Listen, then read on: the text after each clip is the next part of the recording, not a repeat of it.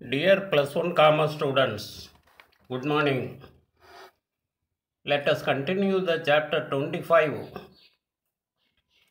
International Business. பன்னாட்டு வணிகத்தினுடைய தொடர்ச்சியை பார்க்க இருக்கிறோம். Today our topic is 25.05, Rationale behind international business. பன்னாட்டு வணிகத்தினுடைய முக்கியத்துவம் பற்றி பார்க்க இருக்கிறோம். பன்னாட்டு வணிகத்தினுடைய முக்கியத்துவம் பற்றி பார்க்க இருக்கிறோம். Unequal distribution of natural resources, uneven availability of factors of production, specialization,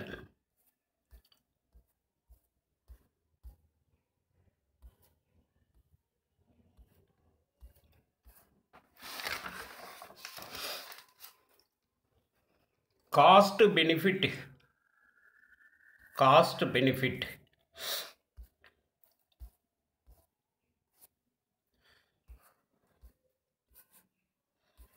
Okay, we will discuss them one by one. Rationale behind the international business. Unequal distribution of natural resources. வளங்கள் சமமற்று இருத்தல். Countries across the world are not endowed with natural resources of various types equally and equitably. In other words, the natural resources are unevenly spread across the various nations. As a result, the countries having surplus resources have to exchange it for those resources which are not available in their home country. This uneven distribution of resources worldwide makes it necessary the exchange of goods among the countries through international business. உலக நாடுகள் எல்லாமே இயற்கை வளங்களை சமமான அளவில் பெற்றிருப்பது கிடையாது.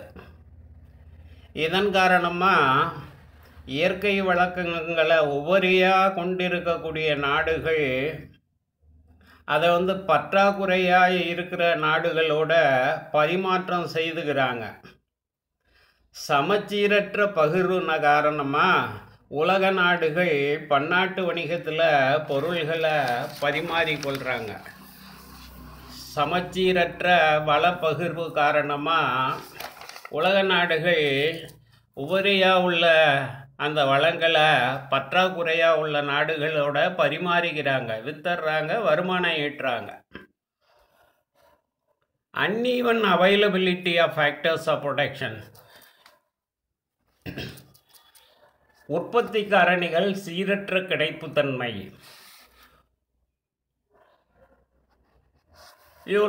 Factors of production: land, labor, capital and technology or organization. The availability of various factors of production, namely land, labor, capital and technology for producing the goods and services differ among the different countries. International business moves the surplus factor in one country over to another country where it is in short supply. Therefore, international business is necessary. உற்பத்தி காரணிகளாக இருக்கின்ற நிலம், உழைப்பு, முதல், அப்புறம் தொழில்நுட்பம், இவைகளோட கிடைப்புத்தன்மை நாடுகளுக்கு இடையில் சீரற்ற முறையில் அமைந்திருக்கிறது. பன்னாட்டு வணிகம் ஒரு நாட்டில் கூடுதலாக இருக்கக்கூடிய உற்பத்தி காரணிகளை தேவையுள்ள மற்ற நாடுகளுக்கு மாற்றுவதற்கு பன்னாட்டு வணிகம் வழிவகுக்கிறது.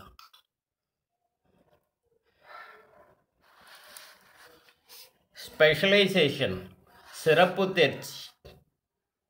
Certain countries or some geographical areas of a certain country specialize in the production of goods and services due to some natural advantages like abundant availability of skilled labor. Abundant availability of skilled labor, favorable climatic conditions, availability of natural resources, technical know-how, etc. For example, in India, Coimbatore specializes in cotton textiles and producing textiles and machinery.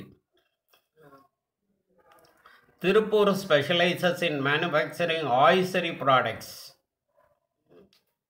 This specialization paves way for large-scale production of specialized items. International business transfers the abundant surplus to the other countries which do not have these specialized goods or products.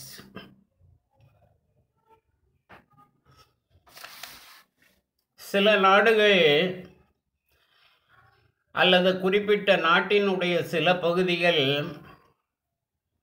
திறமையான உழைப்பாளிகள், சாதகமான பருவநிலை, இயற்கை வளங்கள், கிடைப்புத்தன்மை, இயற்கை வளங்களோட கிடைப்புத்தன்மை, அப்புறம் தொழில்நுட்ப அறிவு போன்ற காரணிகள்னால சில பொருட்களை அதிக அளவில் உற்பத்தி செய்யுது.